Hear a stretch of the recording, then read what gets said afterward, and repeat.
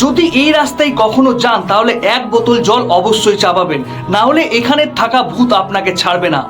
আসলে এটা হলো হিমাচল প্রদেশের গাটা লুপ টেম্পল, যেখানে থাকা ভূত সবার কাছ থেকে জল এবং খাবার চায়। লোককথা অনুসারে 1998 সালে একটি মালবাহী ট্রাক এই রাস্তা দিয়ে যাচ্ছিল। ট্রাকের মধ্যে ড্রাইভারের সঙ্গে একটি অসুস্থ খালাসিও ছিল। মাঝ রাস্তায় ট্রাকটি খারাপ হয়ে যায়। ঠিক তখন ড্রাইভার খালাসিকে গাড়িতে রেখে 40 কিলোমিটার দূরের একটি গ্রামে সাহায্যের জন্য যায়। ঠিক তখনই সেখানে প্রচন্ড বরফ পড়তে শুরু করে। ঠিক এই কারণেই 5 দিন পর ড্রাইভার যখন ট্রাকের সামনে আসে তখন দেখে খালাসি খাবার এবং জলের জন্য মারা গেছে। স্থানীয়রা জানায় এরপর থেকে এখানে ভূত দেখা যায়, যে গাড়িদের আটকে জল এবং খাবার চায়। যে সমস্ত মানুষ খাবার এবং জল না দিয়ে গাড়ি এগিয়ে নিয়ে যায় তাদের কিছু দূর যাবার পরই গাড়ির অ্যাক্সিডেন্ট হয়ে যায়। অনেক ঘটনার পরে গাটালুপ স্থানে ওই ভূতের একটি মন্দির বানানো হয়, যেখানে সবাই খাবার এবং জল দান করে।